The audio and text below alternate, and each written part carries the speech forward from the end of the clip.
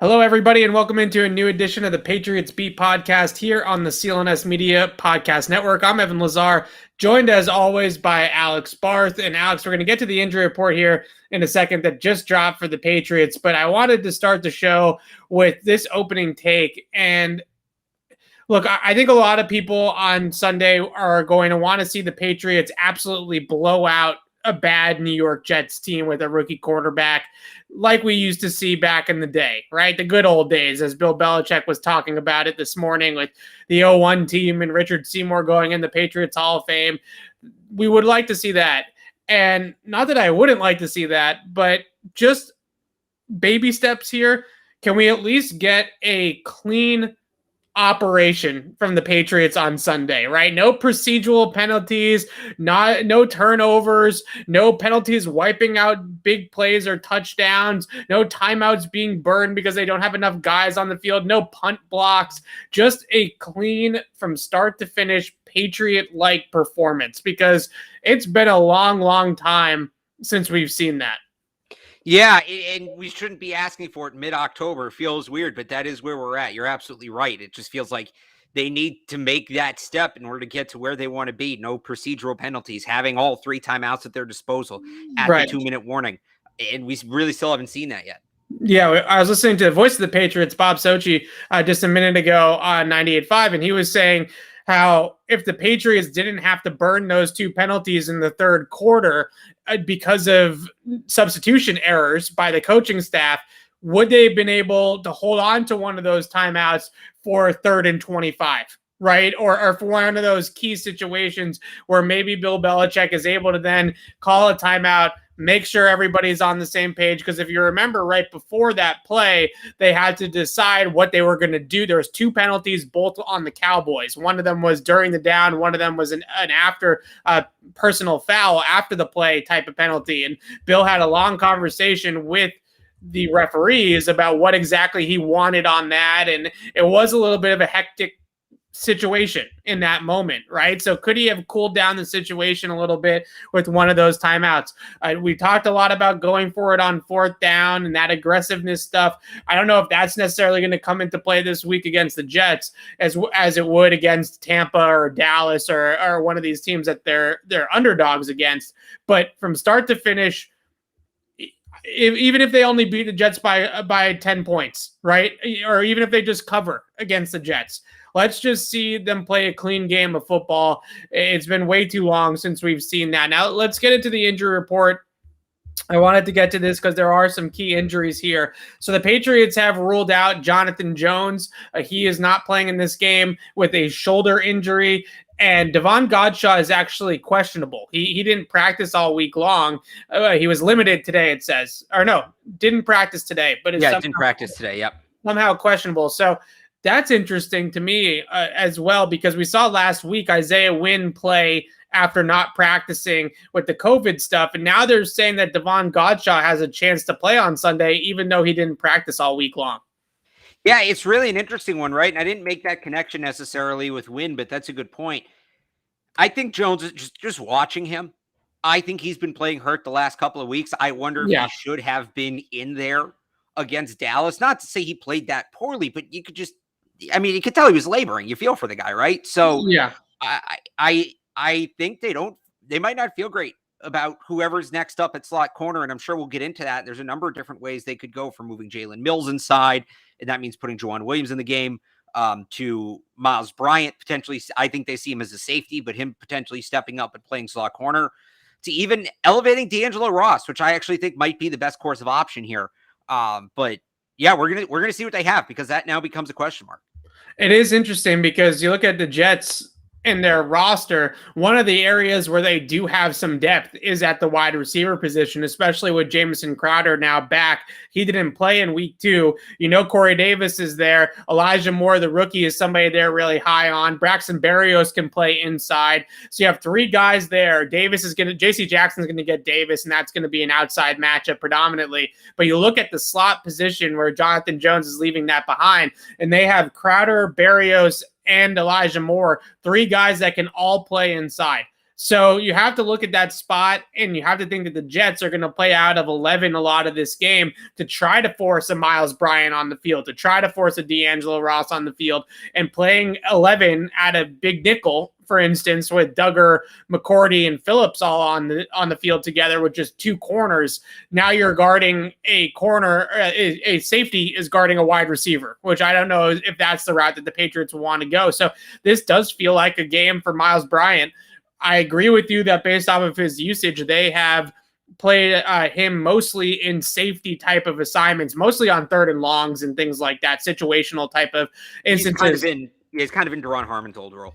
Yeah, it's tough because when Miles Bryant, we know his limitations. He's a smaller guy, and you start putting him in that slot role, right? And you think about his assignments that he's going to have against the run if he's playing that slot role in the Patriots defense.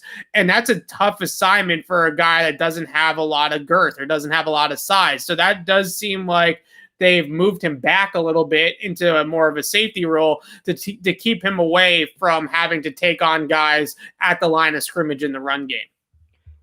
Yeah. I just, I agree. I have no other take. Let's, what was it? There's another, Shaq Mason. That was the other one I wanted to point out. He is officially questionable in this game. So 2 straight weeks he was ruled out, right? And now he's questionable. So we're trending in the right direction with Shaq Mason with that abdomen issue. So assuming that Mason is probably more like 50-50 to play in this game and might trend towards playing, what is our feeling on the offensive line, and how do we see this shaking? Who's starting and where? Well, so Wednesday we saw that offensive line that we had talked about on Tuesday, which was Wynn and Onwenu at the tackles, Karras and Mason at the guards, and Andrews at center. Yeah. But then Thursday we came out and they moved Mike Onwenu back inside, taking Karras out and put Kajust back in. Right. Not even her, or was it Haran? No, it was Kajust. Yeah, Kajust seems to, so many moving pieces. Yeah, I think they have finally settled on the fact that Justin Haran is a left tackle. And that's probably based off of everything that we've seen out of Justin Haran from last year to this year. Whenever he's at left tackle, he's a solid left tackle, right? I'm not saying he's a game changer. He's not, Trent Williams or something like that, but he's a decent left tackle. But whenever they move him over to the right side, that seems to really, he seems to struggle over there. So I think the two guys that you're looking at in terms of right tackles are Mike Onwenu or Yodny Kajust. One of those two guys, I think, is going to be in that spot. Yeah, Michael. Yeah, I'd say so. And it's still just it should be Onwenu, and it's not even a Mike Onwenu thing, despite the fact that he's been playing great at tackle. I think a lot of it is their best 5 involves Ted Karras. When they brought Ted Karras back and then David Andrews, we talked about how Karras was this trump card they had, that he might be the best backup offensive lineman in all of football, that he's truly a starting caliber player. They haven't taken advantage of that depth yet, and it's just kind of puzzling to me. And I think this week, is many weeks before it have been as well, I guess, but this week is a perfect week to take advantage of that. Right. So best case scenario, and I want to talk about the left tackle spot in a second. Best case scenario, you have either Haran or Wynn at left tackle, Ted Karras at left guard, center David Andrews, obviously, right guard Shaq Mason, and right tackle Mike Onwenu. I think that's your best case scenario for Sunday. Now, maybe the best case scenario moving forward, I would say, in that respect, right, is just having that 5 or 6 guys together. Now the question is what do they do at left tackle? Because in a lot of ways, you have to settle on a line at some point, right? You have to settle on 5 guys. Isaiah Wynn's the former first-round pick. He's the guy with the $10 million fifth-year option that they picked up for 2022. So the investment is with Isaiah Wynn. Justin Haran's a 6th-round pick, right? The investment is with Isaiah Wynn, but Haran has been better at that spot than Isaiah Wynn has. So do you go with the better player, or do you ride it out with Isaiah Wynn and hope that he turns it around? I mean, I'm on record as saying I think you got to go with the hot hand right now. And that's Justin Haran, right? They don't really have time to wait for Isaiah Wynn to turn it around, do they? Especially next week, you got the Chargers and you got Bosa. And then what's the schedule after that? I know the Browns are in there at some point soon, so you can have Garrett and You don't really have time. Like, do you want Isaiah Wynn out there figuring things out against Bosa? I don't. Not that Haran's going to lock Joey Bosa down by any, or Nick Bosa. Again, it's Joey. It's Joey. Joey. My inability to, anyway. They got Carolina after the Chargers, and Carolina Burns in that one. Yeah, Carolina's front is no joke. Yeah. Do you really want a guy trying to figure it out against some of these defensive fronts? I don't feel great about that. Give me the hot hand, and then if Haran cools off, we can have the discussion again. And again, I'm not saying Haran's going to come out and lock all these guys down, but he's the better option right now. He's objectively the better option. You said, oh, well, he's a first-round pick. You got to let him try. The reason they have 6 Super Bowls, the reason the Patriots are the New England Patriots is they've never operated based off that assumption. They've operated as, you're the better player, you're going to play this week. From what we've seen so far this season through 6 games, Justin Haran's the better left tackle. Yeah, I think that's really fair. And you look at some of these matches, Bosa's a guy that lines up over on the right side usually, so he's going to be over the right tackle predominantly. Okay, but in terms of this week, just before we get ahead of ourselves, John Franklin Myers on the other side for the Jets might be their best player on anywhere on the right tackle too. So he's predominantly a right tackle guy as well. But you look at his skill set, and then you look at Wynn and what he's been struggling with when he's been out there recently is length, right? Length and explosiveness. And as a smaller tackle, Wynn's entire game plan is to try to get out there and get his hands on people as quickly as possible. He has to be the first to the punch. He can't be Trent Brown and sit back in his chair and catch guys coming at him because he doesn't have the size. Just like Randy Gregory did last week, guys just go right through him when he tries to sit back and try to catch pass rushers instead of going out and getting them. A guy like John Franklin Myers, if they were to move him over to the left side a little bit more this week, he scares me in a matchup against Isaiah Wynn because he's got 6'6", 6'7". He's got some serious length, right? And he's got that ability to get into the body quickly and use that length, just like Randy Gregory did on that sack last week against Isaiah Wynn. So when I look at Wynn and I look at why he's been struggling and why he hasn't been playing as well as he did for the first couple of years when he was out there, it comes down to the fact that he needs to be an aggressive pass protector. Some guys like a Brown I mentioned earlier, those guys are big enough that they're not going to get bull rushed back into the quarterback. You're not going to bull rush a 360-pound Trent Brown back into the QB. So he sits back, he braces himself for contact, and he absorbs the blow. Isaiah Wynn doesn't have the size or the luxury to sit back and have that same kind of style. And for some reason, he has not been as aggressive as he normally is. And that's something that I hope that the coaches are harping with him and saying, hey, you got to play your game. You got to play your way. Right now, I don't see that with Wynn. But if you're just going off of the tape and who's been the better player at left tackle, it's Justin Haran. We'll see what the Patriots decide to do. I'm still a little bit skeptical that the Patriots are going to give up so easily on Isaiah Wynn, especially after they picked up that option. I don't even, if he doesn't play for the rest of the year, or if he's a backup for the most of the year with the Patriots, I just don't even see a trade partner or something like that coming to fruition for a $10 million fifth-year option. So it'll happen. I think it would be a situation like Sony Michel, where a team has a, you're in camp, you lose a couple tackles, and 10 million's not cheap. But it's also, what are you paying a true starting caliber left tackle? You're essentially buying low on a guy with potential, and then you hope that he shows you enough that the 10 million becomes a bargain because you have no better option. Like, I'm not saying they're going to go out and get a second round pick. Right. It would be a Michelle trade where you get, where they get a fourth for Sony, which actually is pretty decent value for a running back. I think if the situation presents itself in training camp, I think they could get a 4th round pick for Isaiah Wynn. I do. Yeah. That's tough. There was a point in time where Isaiah Wynn felt like he was going to be around here for a long time, right? Whether it was at left tackle or finally moving him inside to guard. Somewhere on the offensive line, he was talented enough to fit, right? Somewhere, whether it was at guard or tackle. So it's tough to see what has become of Isaiah Wynn here recently. Let's talk about Mac. We just made it 15 minutes into the show without talking about Mac Jones. I like that. Well, because we did the offensive line talk. That's why. Line talk, injury report, big picture stuff. I like it. Did we even do the injury report, or did we just mention Jonathan Jones? We mentioned Jones. We mentioned Shaq Mason. You mentioned Shaq Mason. He's questionable. Did we mention Godshaw? We did mention Godshaw. Yeah, Godshaw questionable.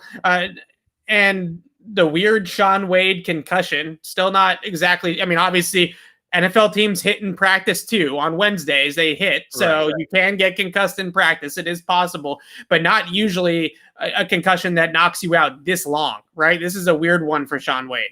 Right. It feels like at a certain point you just put him on IR, and obviously lingering concussions are a concern, and you feel for the kid. But yeah, they need him. They need him. I can't help but think if he was healthy, he'd be playing this week. Yeah, they definitely need the bodies. And the way that Jawan Williams has looked when they've given him the opportunities, especially in that game against Houston, Shaun Wade might be a better option at this point, right? It might be at least worth trying and seeing if he's a better option. Let's talk about Mac Jones. In week 2 against the Jets, Mac's second career start, all those caveats aside, I thought that was the worst tape that Mac Jones has put out in the 6 games that he's played. He turned the ball over more against New Orleans than he did against the Jets. But against the Jets, a really conservative Mac Jones. And after the game, I remember the narratives or the conversation was, well, Zach Wilson turned it over 4 times. He didn't need to put the ball in the air. He didn't need to take any chances down the field because the Patriots were going to win the game just because Wilson was handing him the game. But I saw Mac Jones in that game that missed a lot of downfield reads and wasn't exactly as crisp as what he has been in the other games. So I look at that and I say this game this week against the Jets, Zach Wilson's probably not going to hand you 4 picks in the first 35 minutes. I'm not going to say he definitely won't because you never know, but he probably won't hand you 4 picks in the first 35 minutes. So hopefully, yeah, maybe. I don't see it. I think he'll be a little bit better than he was last time out. We also talked about last time them hitting those crossing routes against the middle of the field coverage in this Seattle-style system that the Jets are running under Robert Saleh. And early on in that game, Josh McDaniels dialed up 4 or 5 deep crossers to Nelson Aguilar, and the Jets did a really good job of staying leveraged on those routes, and the opportunities down the field weren't there. So I actually envision them probably going with a little bit of a different plan than what they did in week 2, trying to go away from maybe some of those crossing routes and just flood zones in the middle of the field with things at the short and intermediate level instead of hunting for those big plays on linebackers. I think the other interesting thing in regards to Mac Jones this week is how the Jets adjust. Right. Yeah. How many times have we seen a rookie quarterback, or it doesn't even have to be a rookie, just a guy playing for the first time, and he looks good for like the first year and a half. Right. Then you kind of see him, things level out. And this is the first, I feel like this year, this, like, I see it in movies, like the stereotypical, like baby books, like baby's first steps, baby's first this, baby's first vomit, baby's first whatever. Like, I feel like we're making one of those scrapbooks. This show is just a scrapbook for Mac Jones this year, like rookie's first touchdown pass, rookie's first interception, rookie's first sack. So this week is rookie's first time facing a team twice. This is the first time he's played a team that's played him before, and it's the first time a team has been able to prepare for him after seeing him in person. I find that narrative really interesting. I do. I'm curious. I don't know what's going to come of it. I think it could go a number of different ways, but it's a new test for Mac Jones, and this is what this year is all about for him. It's how he handles the new things that are thrown at him.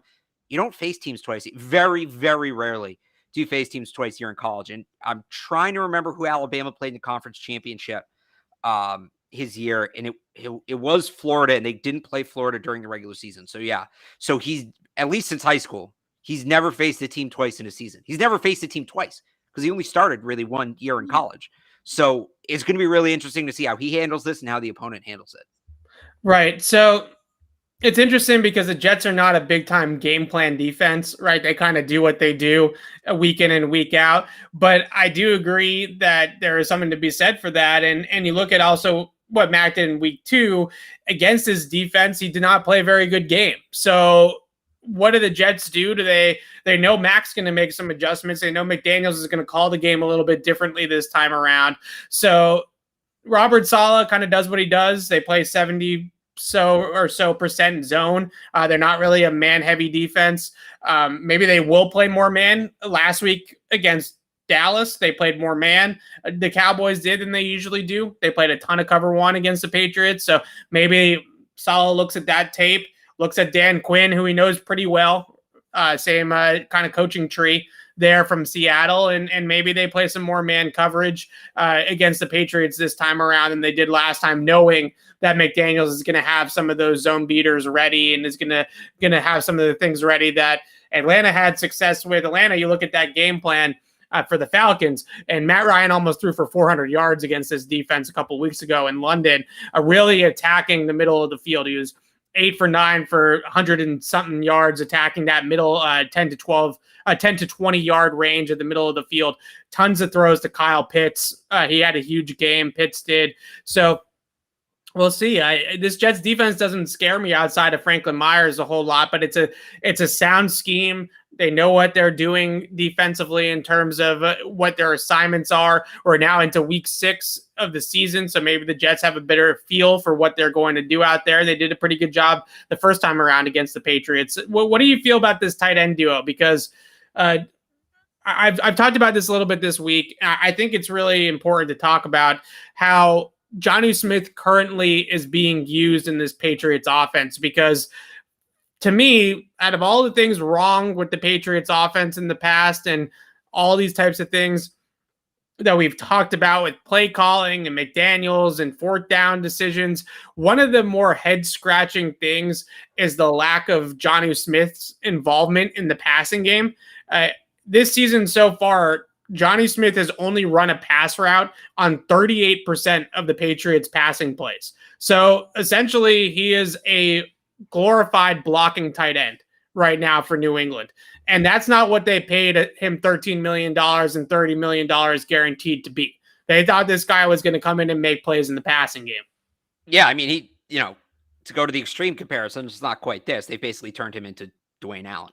Yeah, he's a better Dwayne Allen. I actually really like better version than Dwayne Allen right now. I like Dwayne Allen. I thought Dwayne Allen played an important role for this team. He was an excellent run blocker. He was a key part of that run in 2018. Right. He certainly was, but that's not what Jonnu Smith should be. Now, you can look at this in two ways.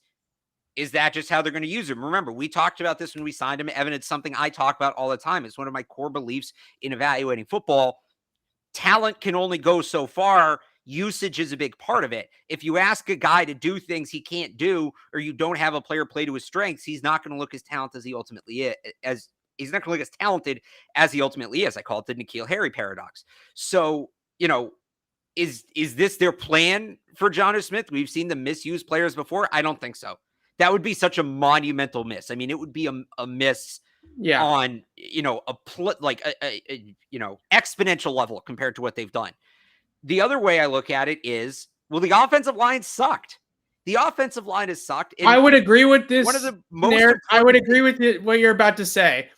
If they were using Jonnu Smith to block in passing situations more than they are. Last week against Dallas, Jonnu Smith only had 1 rep as a pass blocker. So if you're saying, okay, they're just leaving him in and they're blocking with 6 instead of 5 guys, then I would understand where you're going with that, but they're not doing that frequently. Well, I think it applies to both, right? It's not like the offensive line has been great this year against the run either, especially the tackles. Sure. So it may be that, they feel like they need to compensate for poor tackle play. And this is just the best way they can do it. Now, they kept Jakob Johnson on the roster. Nothing against Jakob Johnson. I think he's been okay when he's been on the field. They just, again, the usage is a little odd to me. Especially if you want that extra blocker, he makes a lot more sense than Jonnu Smith. And he's a converted defensive end. So I'd have to believe he'd be comfortable playing up on the line of scrimmage and blocking at the point of attack there instead of coming out of the backfield. So, that's kind of why I think this is going on with Jonnu Smith. I think it's just a trickle-down effect because the offensive line has played poorly, but you have to hope that's it, because any other explanation is a major red flag. I just don't know why the offensive line directly apply. I think it indirectly applies to the situation. So the bigger thing to me at play is that the Patriots have discovered, at least so far at this point of the season, they are a better passing team out of 11 personnel or 3 wide receiver sets than they are out of the 2 tight end, 12 personnel package that they thought that they were going to run most of their offense out of, I'm sure, when they signed Hunter Henry and Jonnu Smith. So they are playing most of their passing downs. 80% nearly of their passing plays have come out of 11 personnel. And when they're in 11 personnel with only one back and one tight end in the game, Hunter Henry is the better pure receiver than Jonnu Smith. So he's getting all the 11 personnel reps for the Patriots right now.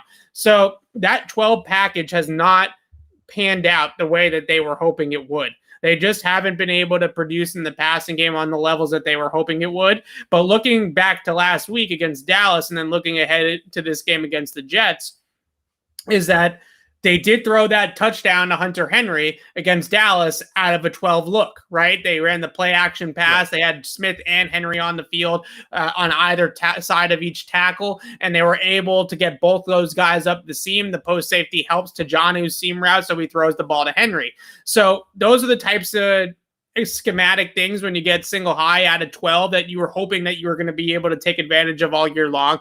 So hopefully that is coming along, right? Hopefully that is starting to get itself going. Then you also look at what the Jets were struggling against last time out. They had the bye last time out against Atlanta.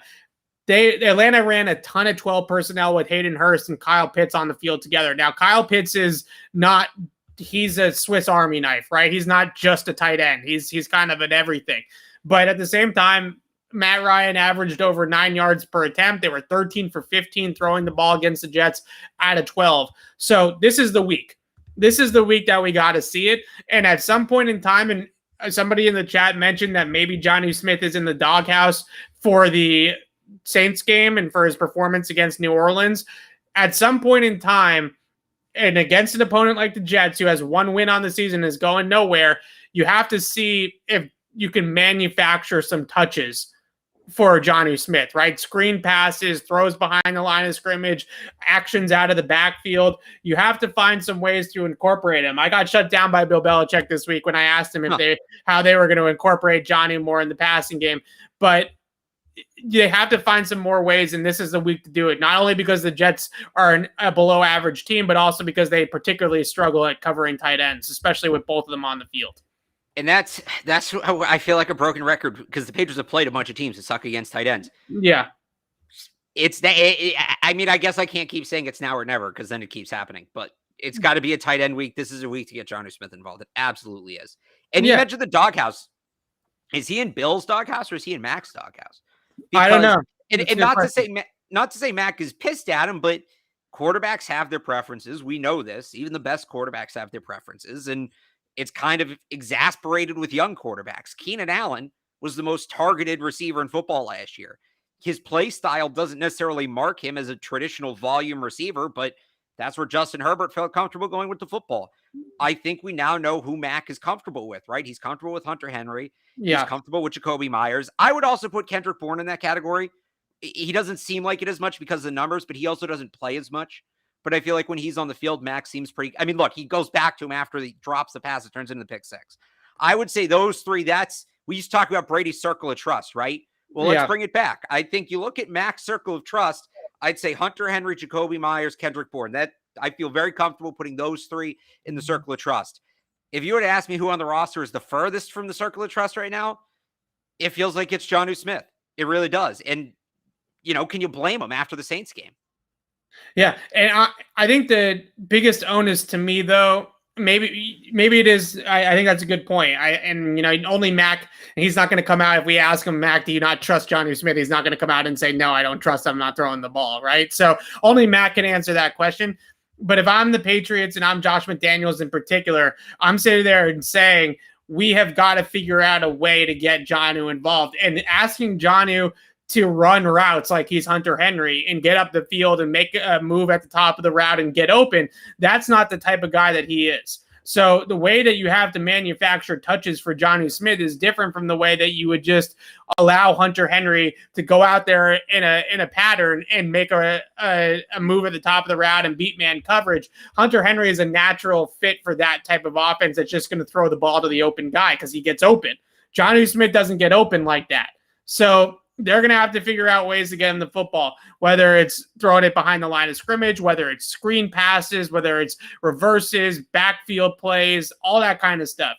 And the one package that I'm still waiting to see And I don't know if it's ever going to come out as the 3 wide receiver, 2 tight end set, right? Take the running backs off the field. No offense to Ramondre Stevenson and Brandon Bolden, but those 5 guys, whether it's Aguilar, Myers, Bourne, Hunter Henry, and Jonnu Smith, those are the 5 most dynamic receivers on the Patriots roster, right? Those are the 5 most explosive guys and the most dynamic guys on this Patriots roster. And at some point in time, I would love to see McDaniels try to put all 5 of them out there at once and see what they can do out of that package, because it just feels like that's the best possible combination. And maybe in that package, Jonnu Smith is more of a backfield player, right? He's more of a running back, H-back type of player instead of somebody that's going out there and running a traditional route tree. Yeah, I mean, I get we've been calling for it since they signed him in March. Literally, none of this is new. Literally since training camp. I feel like a broken record. Can I get a quick thought from you? Kind of take it off the rails, but a quick thought before we move on, because this is interesting. Patriots worked out their 3rd corner of the week per Mike Reese. DJ Hayden. How do you feel about that? Former 1st-round pick. How do you feel about it? I mean, he's a veteran. I think Brian Poole might be a better fit for what they do. Brian Poole is a guy that plays inside, plays man-to-man. They're clearly doing their due diligence on these corners because John Jones might be out for longer than they. I actually wouldn't be surprised if we find out here shortly that Jonathan Jones going on IR, for at least short-term IR, right? So they're clearly doing some due diligence to make sure that they have some veteran corners that maybe they could bring in and sign if Jonathan Jones doesn't end up coming back quickly. So I don't hate it. I also got to think that they are completely out on Juwan Williams after what they saw. I meant to say this before. If he's a healthy scratch this week, I mean, that's it. It's over. Yeah. So that's how that feels. Anything more on the offensive side of the football? Not really. I guess Ramondre Stevenson, are we going to keep seeing him in the passing game? Or are we going to see more of him in the passing game? Made some nice grabs last week against Dallas. The 1 pass protection rep that he got wasn't pretty, but the rest of it was pretty good. Yeah, I mean, I think by default he has to. To me, the bigger question is this the week that all 4 running backs are finally active? Is this the week we see him and Taylor both on the game day roster? Is kind of where I'm at. And I don't know. I mean, it probably should be, but last week probably should have been 2, and it didn't happen. Your point about Jakob Johnson, and it's nothing against Jakob Johnson, but it's getting interesting. Last week they used him a lot more because they came out early in the game in that 22 personnel package, and they used him a ton. But if you're going to have Jakob Johnson be a game day active every single week, he should have a bigger role, right, on game day. And I'd have to look it up. I'm not sure how much special teams he's playing. He might have a pretty big role in the kicking game, and that might be part of it. But JJ Taylor is another guy that, at least when he gets the ball, he can do something with it, right? He's got some talent. He's got some burst. He's got some ability. So we'll see what happens if he can get out of the doghouse. Let's move on to the defense. And like I said at the top of the show, and I'll repeat it now, we kind of took Davis Mills a little bit lightly. I think the Patriots kind of took Davis Mills a little bit lightly, and we saw what he did. So as much as Zach Wilson has struggled this year, and he's been terrible, don't get me wrong, the Patriots don't have the luxury to take anybody lightly right now, right? I don't care. Zach Wilson probably is the worst starting quarterback in the NFL right now, or if he's not 32nd, he's 31st. It really doesn't make a difference at this point. Yeah, well, Jimmy Garoppolo is starting for the Niners this week, but that just came across. No, I'm kidding. I'm kidding. I know that'll get people fired up. I just, you ask any player this week about Zach Wilson. He's got a great arm. He's got a great arm. He throw the ball so far. He's a great arm. All right, so they think he's Jamarcus Russell. Like, right. I don't know. I think Davis Mills, at least, I still don't see, like, outside of raw athleticism, I still don't understand what Zach Wilson brought to the table. I still don't see it. And yeah, you don't want to take him lightly. I mean, that's not to say that, but I don't know that, Davis Mills capitalized on the Patriots' mistakes. They took him lightly, but he still capitalized on the mistakes. Davis Mills is a guy who can capitalize on mistakes. He's just not going to give you anything on his own. And that's your classic backup quarterback. I don't know that Zach Wilson, the Patriots made mistakes against him in week 2 and he didn't capitalize on them. I just don't trust him to capitalize on mistakes, at least regularly enough for the Jets to really make noise, unless the offense really gets shut down. It was crazy watching back this week, those 4 interceptions that he threw the first time around. None of them were particularly anything that the Patriots did or anything great that the Patriots did, right? They just got a little bit of pressure on him in the pocket, and he just turned the ball over like crazy. And you look at what we're doing since then, and this was something that Robert Saleh talked about when we talked to him earlier this week, was just taking what's there, right? And being willing to football down or hit some of the underneath throws and not always going for the big play, because the big play has gotten him into a lot of turnovers, and some turnovers that should have been turnovers. There's a play against Atlanta where he ended up drawing, the receiver ends up drawing a defensive pass interference call all the way down by the goal line. So it ended up working out for the Jets. But instead of hitting Corey Davis on the over route wide open, right in front of him, Zach Wilson tries to throw across his body to the other side of the field from right to left on a 45 yarder and into two defenders. Now, the safety took a bad angle initially, and it looked like the post was coming open, but it's still a throw that I looked at and said, wow, that guy got really lucky, right? That ball wasn't picked off.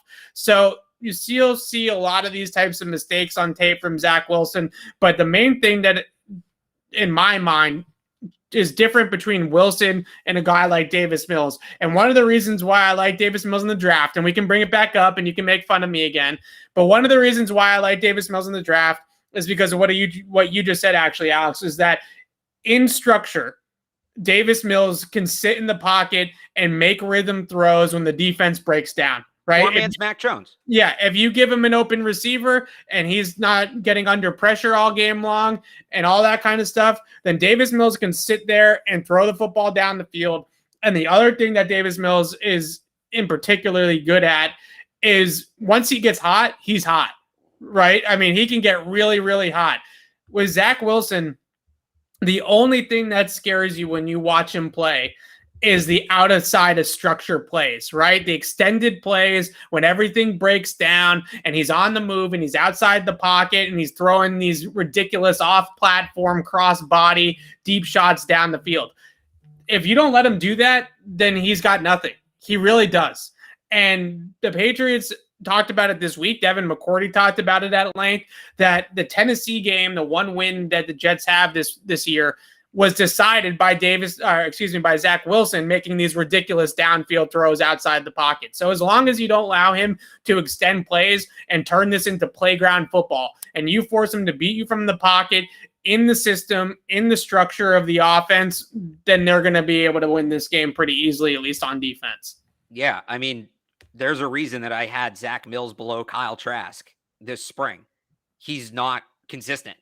You'll see him make a throw, and there are individual great throws that he makes, but he can't string them together, and that doesn't matter. You don't get style points. This isn't Olympic diving. You know, if he was graded per throw by some judges, then yeah, he'd be a pretty good quarterback, but that's not the reality. He's got to get the ball to the receivers on a regular basis, and he can't do it. Frankly, he didn't really do it at BYU. Yeah. It was a pure projection pick. It was a pure projection pick, and the talent around him doesn't support that pick. We don't need to get into why the Jets totally blew it with Justin Fields still on the board, who has the same ceiling as Zach Wilson, but a much, much higher floor. But yeah, I'm not, if the Jets win this game, it's because John Franklin Myers and Marcus May and that defense go nuts. It's not because Zach Wilson suddenly learned how to play football. It's crazy to watch because when you watch him on tape, when Zach Wilson does make a good rhythm throw, when he sits in the pocket and makes a read and hits a guy with some anticipation down the field and puts it on him, you're like, wow, that's a unicorn for Zach Wilson, but right? How often does he do that? That's what I'm saying. He does that maybe once or twice a game. He drops back the pass 35 times a game, and he maybe hits it twice. A rhythm, good, anticipatory, over the middle type of play. I've seen him make maybe half a dozen of those, and I've watched 2 or 3 full games of Zach Wilson, right? And he just doesn't have that ability to do it. There's only one way he beats you, and that is with the playground stuff. The scramble around, point down the field. He had Corey Davis deep against the Titans where he's scrambling. He points deep like this to Corey Davis. Corey Davis goes vertically down the field, and he just slings it down there with the flick of the wrist. And those throws are impressive. And you look at those and you say, wow, that's some arm talent. That's crazy athleticism. That's crazy arm strength. But that is only going to happen at most once or twice a game. If you're Zach Wilson. Win a game on that. You can't win a game on that. That's what the Chiefs are learning right now is you can't win a game on that alone. Mahomes can do all that and it's great, but Mahomes brings so much more to the table that we were talking about, what was it? Mormon Mahomes was the nickname. Well, I'm going to bring back the one I had in week 2, Evan, because I think you just hit it spot on. Mormon Manziel. That's what do you feel a little bit better about that one now than you did maybe a few weeks ago? No, he's Mormon Manziel. Johnny never had the arm strength and the arm talent that Zach Wilson had. But he had to win the same way. Johnny was could only win in that same sense where he had to do all the dipsy-do Mickey Mouse bull crap in order to complete a pass. Yeah, so Johnny was slipperier and a better scrambler, I would say, than Zach Wilson is, right? He was better with the ball in his hands as a ball carrier. More natural in that, but he didn't have the arm strength and the arm talent that Zach Wilson does. He had the strength. I don't know if he had the talent. He could throw the ball pretty far. Yeah, maybe it's more just the accuracy on the move, right? And just that ability to really flick the wrist and hit it from basically anywhere. If he's on the right sideline and you leave a guy 40 yards down the field open on the left sideline, Zach Wilson can make that throw. He's got that kind of arm. But I would say, again, and I talked about this during the draft, and we're going to talk about it. I don't know how much quarterback talk we're going to do during this upcoming draft, but I assume we'll do a little bit for fun. And I'm going to say it a ton during this draft. I just know with this class. And remember last year, Kellen Mond made that throw in his pro day, and then Zach Wilson made a throw. And it was like the turning the back shoulder last second down the field. I was like, oh, my God. You don't get to be a D1 quarterback if you can't physically make that throw. Yeah, that throw became that's the pro day throw now. Right. It's not making that throw that's impressive. Every guy can make that throw. The 7th round picks can make that throw. Every quarterback in this draft not named Ian Book can make that throw. It's how often can you make it? What separates Trevor Lawrence from Davis Mills is Trevor Lawrence can hit that throw 9 times out of 10, where Davis Mills can maybe only hit it 2 times out of 10. That's the separator. And sometimes teams get so focused on the guy hitting the throw, they ignore how often he makes it. And that's how you get, Jared Goff going first overall. That's how you get Zach Wilson going over Justin Fields, is teams kind of ignore the consistency and they get caught up in the physical ability when they all have the physical ability.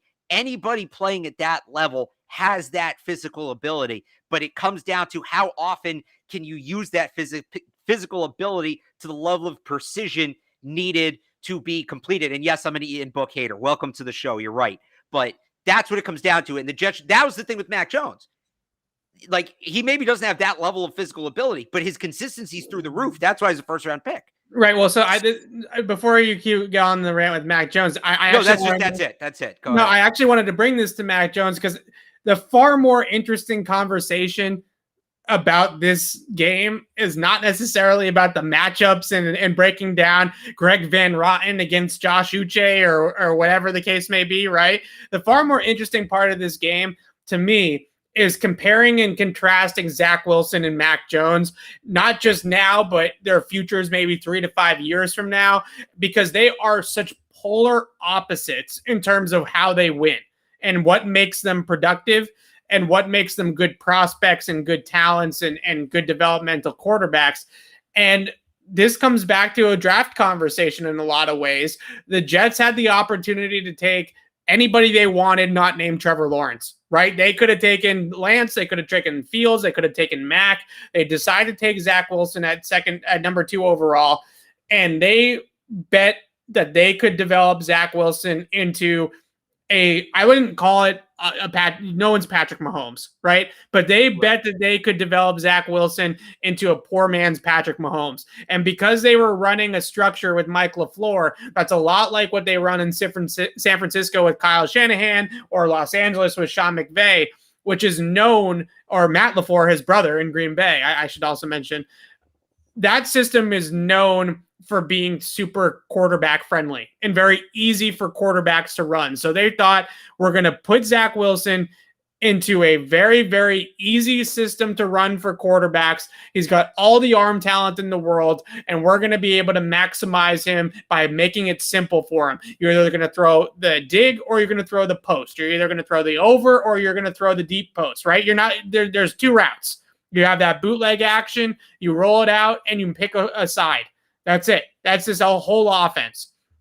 Mac Jones, on the other hand, he's got the it factor in terms of being able to understand how to run a 5-man route combination, how to get himself protected, how to get the ball out quickly, make decisive reads, make confident reads with the football.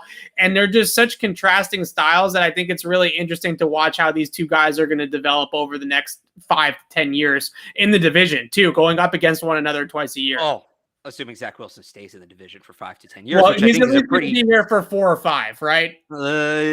He'll be on the roster.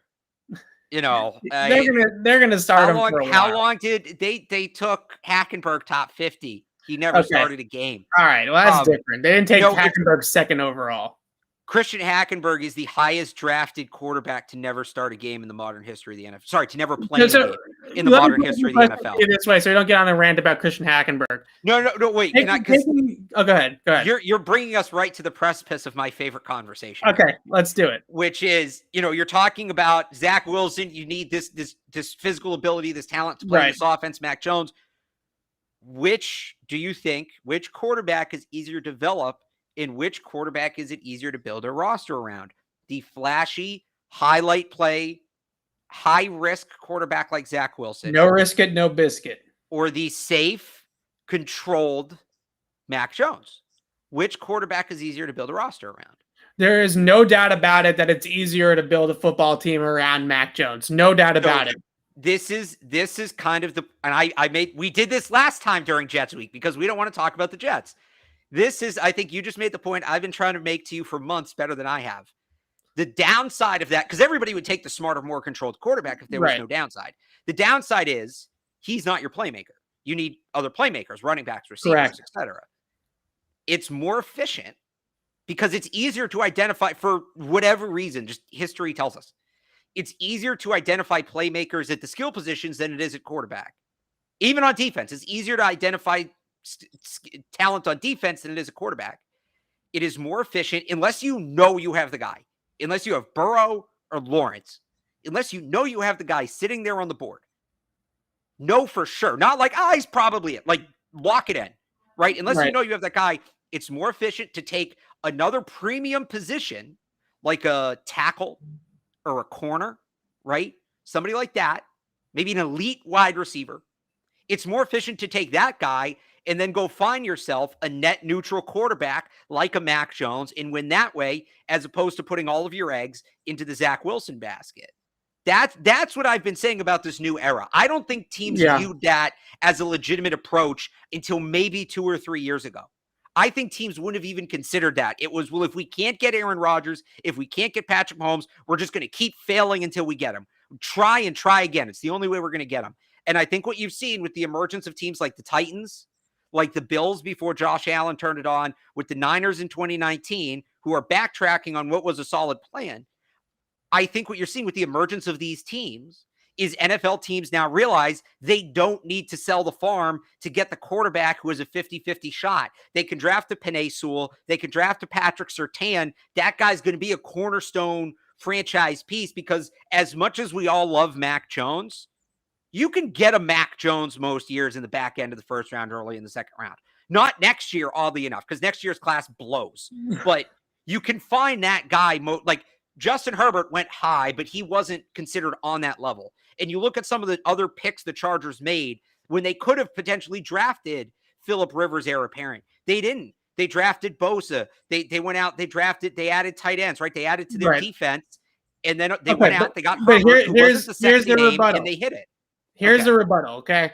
So the rebuttal is a guy like Zach Wilson, I think, is in a disadvantage for many reasons. The first one is that the Jets are playing him right away, right? And Patrick Mahomes in Kansas City sat behind Alex Smith for an entire year. before he got on the field. Oh, I agree. Quarterbacks should sit. I agree. Quarterbacks should sit. So there was reports out of Kansas City during Patrick Mahomes' rookie season saying, holy crap, wait until you guys see Patrick Mahomes in an NFL game. Yep. This guy is lighting up practice. Wait until you see this. And then they were patient with it. Because they could have gone to Patrick Mahomes midway through, because apparently, according to some people in Kansas City, Patrick Mahomes was outplaying Alex Smith already in his rookie season by about halfway into the rookie season. But they were patient with it, and they waited. And that's something that teams have not done, is they haven't been patient and they haven't waited with some of these guys. The other part of it is, look at what just happened in LA with the Rams, because they had their Mac Jones. They had Jared Goff, right? And he got them to a Super Bowl on the back. I think Mac's better than Goff. I think Mac is better regardless, they're in terms of overall ability, right? In terms of raw physical tools, I think those two guys are on similar planes. Right. I'm not saying I think Mac is got a little bit more of an it factor in terms of competitiveness and stuff like that compared to what Jared Goff had. But in terms of just the difference between Mac and Jared Goff is that Mac's got balls. All right. Jared Goff goes out there and pisses down his Mac also knows what he's looking at. I agree that Mac is better than Goff. My point is only that the physical tools are on a similar plane. Right. Okay. Those are two guys that you look at and you say, oh, okay, they got a lot of other things, but not necessarily the great arm talent, the great athleticism, all that kind of stuff. Yeah, I just don't. Let me finish my point. Okay. With the Rams, Sean McVay looked at that situation and he said, there is no way that I am going to compete year in and year out with Jared Goff, and I need to upgrade at the quarterback position with Matthew Stafford. And they went out and they made that trade for Matthew Stafford. So the problem that you have, that you run into, I'm not saying that this is necessarily going to be the problem with Mac Jones, because I think that Mac Jones is maybe better than all of us thought, right? All of us, myself, I'm talking about myself right now, that I thought. But the question is what's your ceiling as an offense? Right? What is your ceiling as a team? Unless Mac Jones turns into Tom Brady, Drew Brees, Peyton Manning, or one of these guys that won with that kind of skill set, what is the ceiling? Because in Los Angeles, they decided the ceiling wasn't high enough, right? And they move on from Jared Goff and they'd make the trade for Matthew Stafford. In San Francisco, they decided the ceiling wasn't high enough with Jimmy G, and they trade all those picks to move up to draft Trey Lance. And all these teams are looking at it and they're saying, if we're truly going to compete for Super Bowls and we're truly going to win championships, the ceiling is capped with guys like Jimmy G, with guys like Jared Goff, and that's why teams are swinging and missing on people like Zach Wilson. And they haven't missed yet on Zach Wilson, but you understand my point. So here's what I would say to that. I certainly don't think Jared Goff's a net neutral. I don't think he's a good quarterback. I don't think he qualifies as a net neutral. I would not consider him a legitimate quarterback. What's Tennessee's ceiling with Ryan Tannehill, right? If they could have stayed healthy when they had a defense, I mean, they got to the AFC Championship game. San Francisco's ceiling was Super Bowl. Shanahan blew it, and that's another conversation. I don't think Kyle Shanahan's a very good coach when it comes to game management, but San Francisco was right there. They had the Super Bowl. They let it slip from their fingers. I think the ceiling was there. The other part of this plan that maybe I haven't articulated right, because I don't think we've ever gotten this far in the conversation, is that it's more sustainable. So it's a double-edged sword. You're part of the reason that kind of quarterback is attractive is, yes, the Patriots will have to pay Mac Jones, and they will have to pay him more money than he's making on his rookie contract. But that kind of and by the way, as for Jimmy Garoppolo, he's not healthy enough, so that's where he goes out the window. You're probably not going. Look, if Mac hits his ceiling, he's dominant. So here's the thing: one of two things can happen. Either Mac totally maxes out, and he is like Brady or Breeze, and you do got to pay him all the money in the world. But great, you have a top 5 quarterback, and you're always going to be competitive. The other thing is, when you take a guy like Mac, he's never really going to be bad enough that he's not going to be a starting quarterback. So you're still going to pay him, but you're not necessarily going to have to reset the market to pay him. And it allows you to keep some of that talent that other teams have to give up when they pay that quarterback. Like, this is a really raw example. The details can be blown up instantly. But for example, say Mac develops a really good chemistry with both Hunter Henry and Jonnu Smith, right? You already have with Hunter Henry, comes with Jonnu Smith, and he kind of turns into what we think he's going to be. It's Matt Ryan, right? Which Matt Ryan won an MVP. It's a good ceiling. I don't necessarily know that you're going to have to pay Mac Jones $50 million a year. And with that money, you sit like the weapons that a team with a Patrick Mahomes or a Lamar Jackson or Josh Allen, the receivers or the defensive players those teams can't keep, you can keep. You rely on them more, but you also maybe have a little more money to spend on them. So that's the double-edged sword of this thing, is either he does turn out to be elite, which is possible, and then you have an elite quarterback, and great, or he's not elite, but he's a starter, so we're going to pay him starter money, not elite money. Like, this is what teams have done for the last 15 years. You either make your quarterback the highest paid quarterback in the history of football, or he's gone. There hasn't been, who was the last quarterback who got paid who didn't become the highest paid quarterback of all time? It doesn't happen. It hasn't happened in a long time. And Brady. Eventually, you're correct. Yeah. Eventually, I believe, and I'm just speculating here, like some of this now this is like talking about theoretical physics, but in football. Right.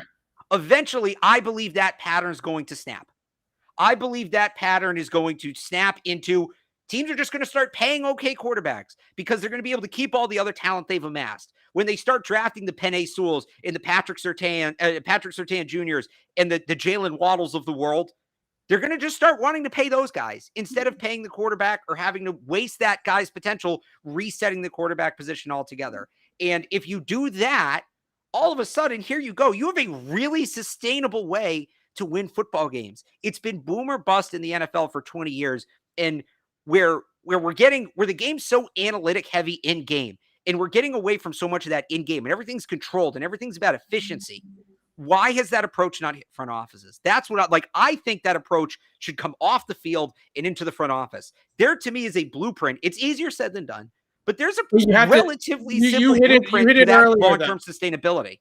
Right, but you hit it earlier. The way to make that sustainable and the way to make that work is you better hit on the rest of the roster. Right. Right now, a team like the Patriots are getting there, but they're still pieces away, I would say, especially in terms of weapons. Right. They have a bunch of really, I think Hunter Henry and some of these other guys are a bunch of really good complementary pieces, but they still don't have their stud. Right. They still don't have their Devontae Adams, their Tyreek Hill, their stud. So until they go out and get that guy, then their offense is going to be in this position. And I just want to. The only thing I would say to that real quick. Yeah. We'll call it year two. I think so. For my plan, it would they don't need to have that guy max rookie year. I would say by the time you want to have that guy in place by Mac's third season. So and who knows how good Mac is going to be? Mac could bust through this and transcend this plan, right? Mac Jones could be better. So that's the thing about this plan for me, is because you're taking the safer bet at quarterback, it's win-win. Because either you end up with an elite quarterback or you end up with a pretty good quarterback and money to spend elsewhere. Either one of those situations, again, somebody has to break the mold, and it's going to be tough. Like breaking that agent and all of that, maybe that's not Mac. Maybe that's not coming for another 10, 15, 20 years, but it's coming. Someday in the future, hopefully in my lifetime, a quarterback will get paid by the team who drafted him, but is not made the highest paid quarterback in NFL history. It's coming. I really think that moment's coming. And when it does, it's going to revolutionize or re-revolutionize the way teams build NFL rosters. So the question ultimately boils down to, in my mind, with Mac Jones is, can he be better than the Goff, Garoppolo, Tannehill, Cousins group? And I'd also maybe throw Derek Carr in that group as well, just in terms of the tier. But those four guys came close, right? The Vikings got to a NFC Championship game. The Rams and the Niners both got to Super Bowls. Those four guys came close to winning it all, with great rosters around them, a lot of talent around them, and with net neutral quarterback play. So for the Patriots, the question is can they build a sustainable model based off of that? Or secondly, can Mac bust through the ceiling, right? And can Mac be better than the projections and be better than everybody thinks? Both those things are definitely possibilities. It's a really interesting conversation because the Jets are going for it all, right? They're trying to hit a home run with Zach Wilson. The Patriots are trying to win with small ball in a way. and they're very. And I'm not saying you get what I'm saying. It's just two polar opposites approaches, and it's very fascinating to see what ends up coming of this in 5 years, right? When we look back on the Jets and the Patriots, and even I would just say this draft class in general, because the Niners gave up a king's ransom to draft Trey Lance. The Bears gave up picks to draft Justin Fields. All those guys, Wilson, Lance, and Fields, are the talent grab, right? They're the more physically gifted quarterbacks than Mac Jones. Let's see in 5 years who ends up having a better career, because right now Mac Jones looks like the best out of the group. But we're only 6 games in, and he was the most pro-ready guy and all that kind of stuff, right? So let's see what it looks like in 3 to 5 years. Well, let me ask you one more question, too, in terms of the big picture, because I'm just curious what you think, because you normally put me in my place on these things. Do you believe we'll see let's say in the league right now, do you think there's a quarterback in the league right now on his rookie deal who will get his next deal from the team that drafted him, and it's not a record-setting contract? Baker. See, Baker's a very interesting candidate. I didn't even think that's a really interesting one. So Baker's kind of the perfect guinea pig for this, isn't he? Yeah, Baker's a great example, because I think people would argue that Baker's more physically talented than Mac Jones is, and he probably is.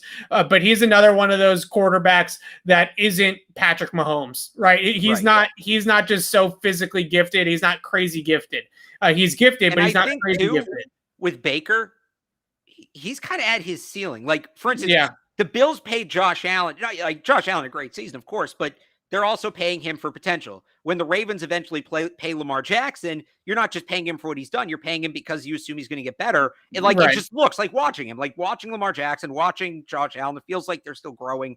When I watch Baker Mayfield, it doesn't. Did you just admit Lamar Jackson is good? I think Lamar Jackson is. I've always said Lamar Jackson is good. So because Lamar's another interesting one because of his playing style, right? Right. So that's the thing with Lamar to me. Yeah. Lamar is what I talked about before, the N'Keal Harry paradox, right? Using players out of usage. Lamar is the perfect example of if you take a good player and have him and really build the game around his strengths, you can make a good player great, a great player excellent, etc. But the Ravens have created the perfect environment for Lamar Jackson. That in turn has made him a better player, which has allowed them to specialize more. And the two kind of feed off each other.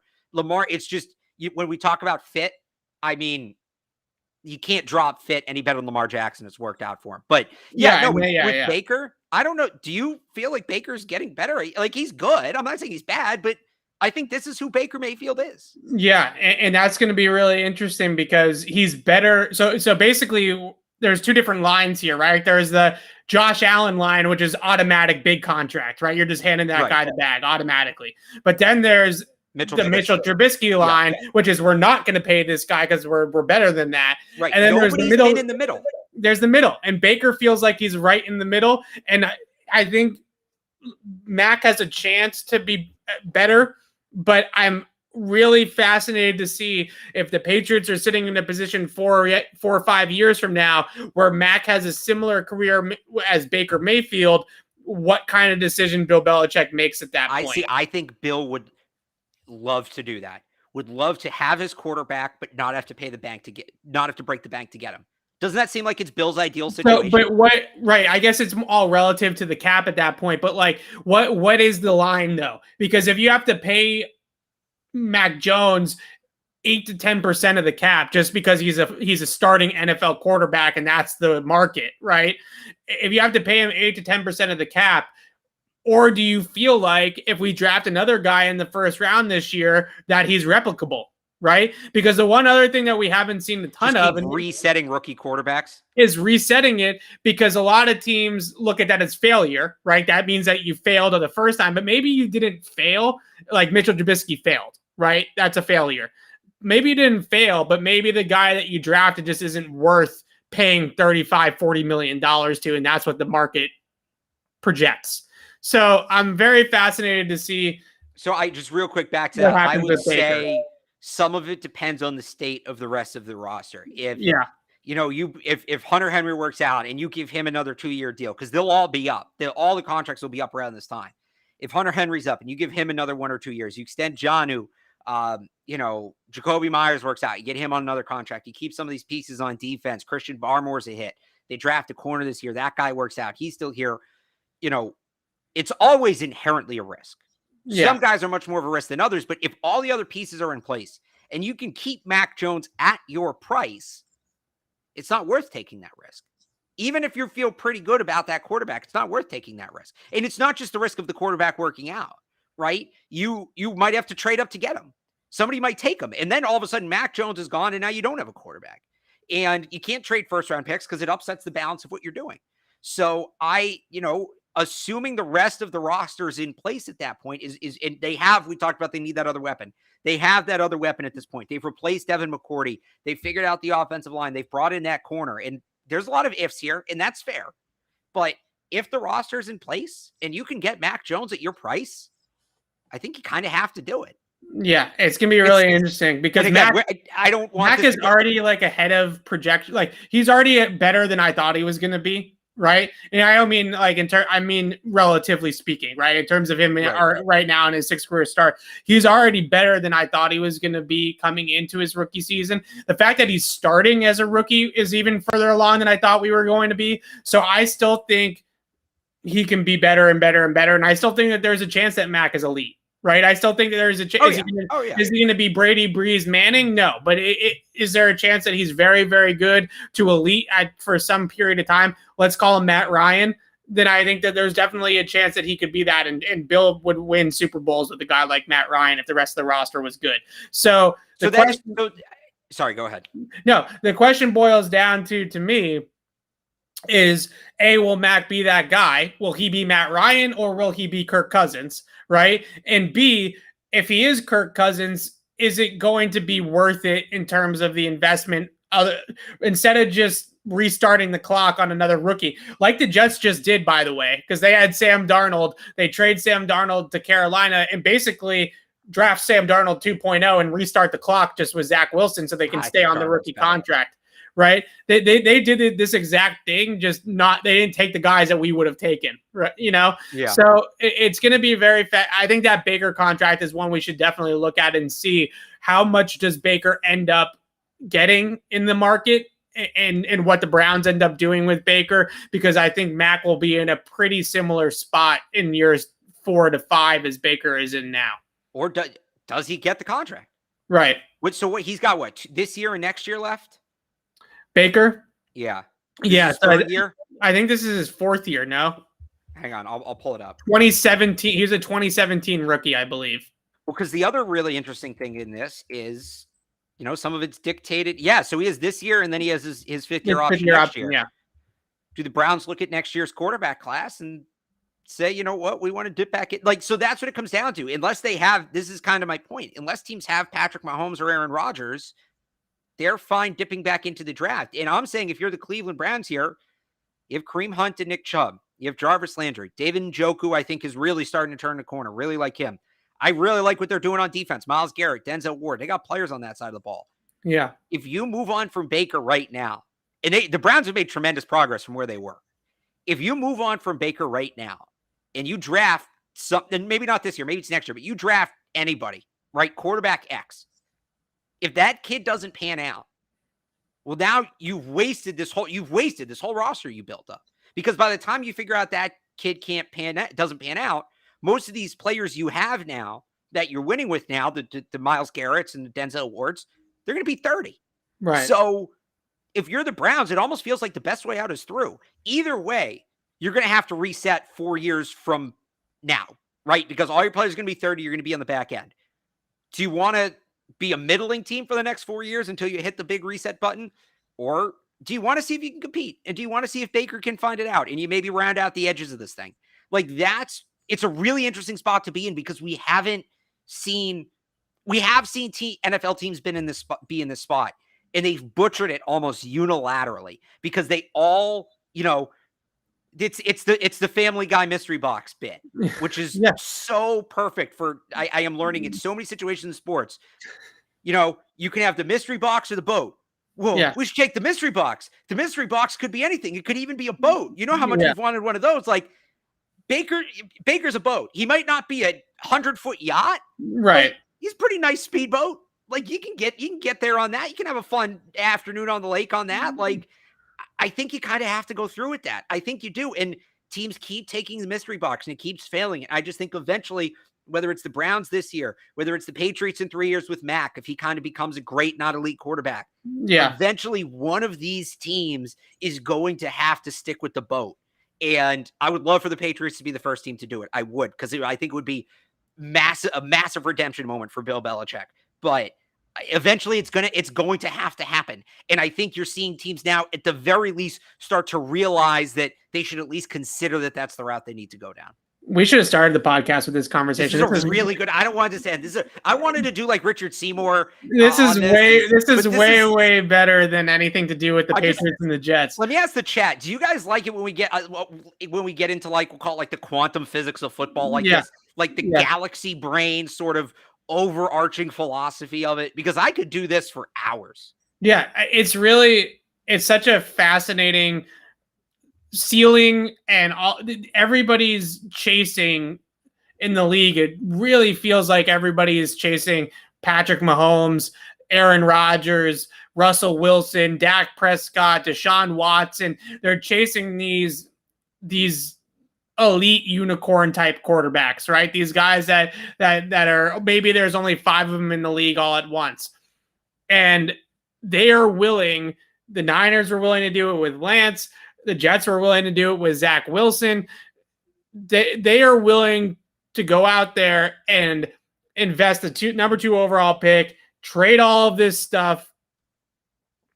They are willing to do that instead of just doing what the Patriots might have stumbled into in a degree with Mac Jones, but what the Patriots are now doing with Mac Jones, which is building around a good NFL quarterback that hopefully can be great, but you don't know if he quite has that ceiling. But his floor, he's a floor guy, right? The floor is so much higher than some of these other guys.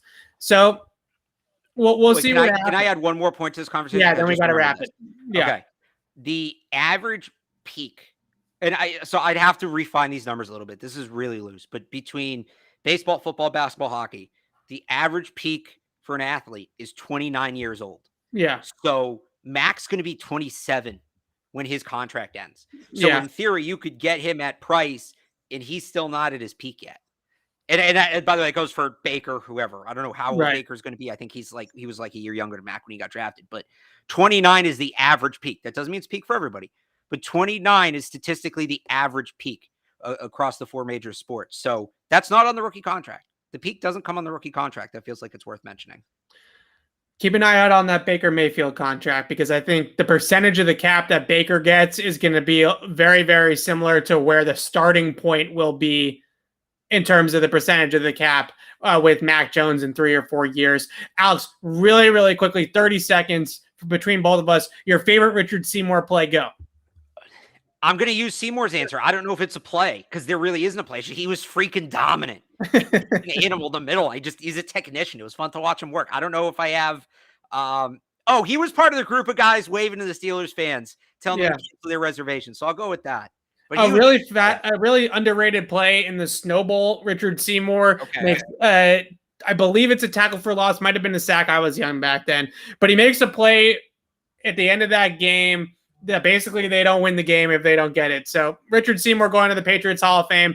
Alex and I will be back on the show on Tuesday to break down Pats Jets, have some more philosophical talk with you guys. But until then, signing off for Alex Barth, I'm Evan Lazar. Thanks for watching, everybody.